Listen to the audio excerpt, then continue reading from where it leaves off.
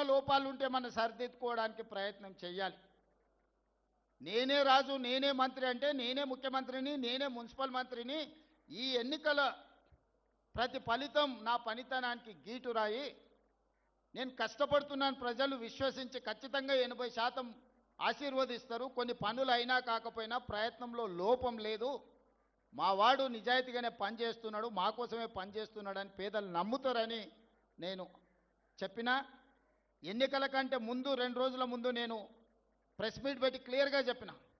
12 సంవత్సరాల ఢిల్లీ నుంచి పరిపాలన చూసిండ్రు, 10 సంవత్సరాలు గడీల నుంచి పరిపాలన చూసిండ్రు, 2 సంవత్సరాల ప్రజా పరిపాలనను చూసిండ్రు. బేరీజు వెయ్యండి.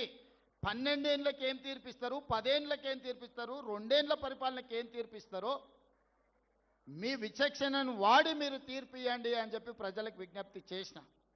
దాని ప్రకారం ఈరోజు 85 నుంచి 90% ఫలితాలు అనుకూలంగా వచ్చినాయి.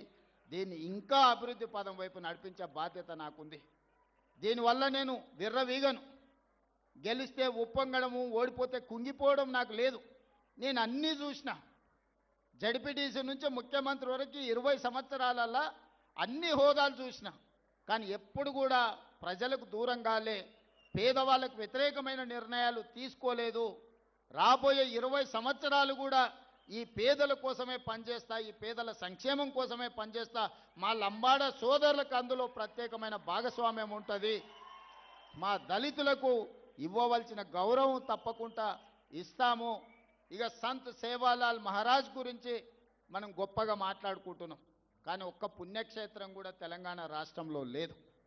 మనం ఆదిలాబాద్లో నాగోబా జాతర ఉన్నది, ములుగులో మనకు సమ్మక్క సారలమ్మ ఒక పుణ్యక్షేత్రం ఉన్నది. కానీ సంత్ సేవాలాల్ మహారాజ్ కోసము ఒక ప్రత్యేకమైన క్షేత్రం లేదు. అందుకే నల్లమల ప్రాంతానికి లక్షలాది మంది పర్యాటకులు వస్తారు. అక్కడ ఈరోజు మనము సంత్ సేవాలాల్ యొక్క పుణ్యక్షేత్రాన్ని 20 ఎకరాలు ఆల్రెడీ స్థలాన్ని సేకరించినము. ప్రపంచంలోనే ఒక గొప్ప పుణ్యక్షేత్రంగా,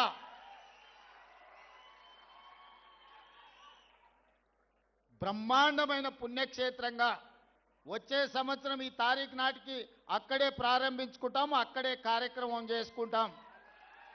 అచ్చంపేట నేను పుట్టి పెరిగిన ప్రాంతం. ఆ ఏరియాలో గిరిజనులకు ప్రత్యేకమైన స్థానం ఉన్నది.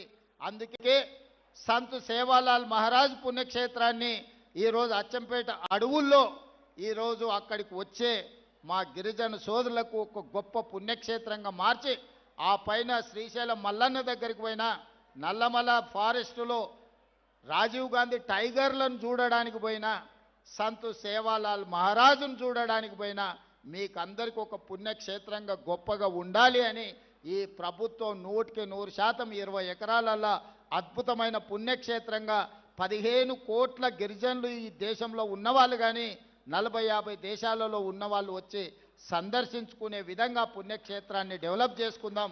మా ఆర్ఎండ్బి అధికారులు కూడా ఇక్కడ ఉన్నారు. ఎంబడే వాళ్ళకి ఆదేశాలు ఇస్తా. నేను అక్కడ పోయి ఫీల్డ్ ఇన్స్పెక్షన్ చేసి దానికి సంబంధించిన ఆర్కిటెక్ట్స్ని కల్చర్ దెబ్బతినకుండా గిరిజన సాంప్రదాయాల పట్ల అవగాహన ఉన్నోళ్ళని కూడా ఇందులో పొందుపరచండి.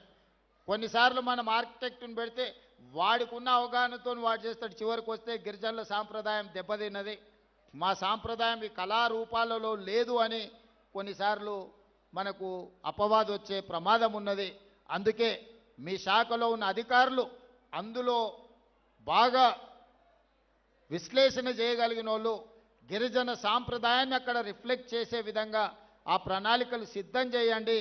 27 ఫిబ్రవరి 15 తారీఖు నాడు సంత్ సేవాలాల్ మహారాజ్ 288వ జన్మదినోత్సవం అక్కడే జరుపుకుందాం. లక్షలాది మంది గిరిజనులను ఆ రోజు అక్కడికి పిలుద్దాం. దానికి సంపూర్ణంగా నేను సహకారం అందిస్తా.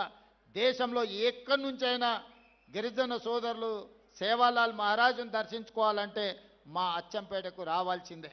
నేను పుట్టి పెరిగిన ప్రాంతంలో ఒక గొప్ప పర్యాటక క్షేత్రంగా సంత్ సేవాలాల్ మహారాజు యొక్క పుణ్యక్షేత్రాన్ని నిర్మించాలనుకుంటున్నాం.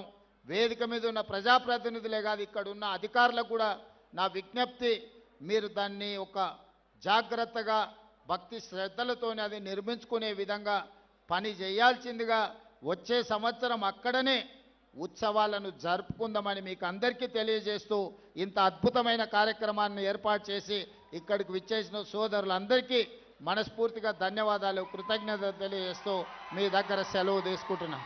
జై సేవలాల్. కొంచెం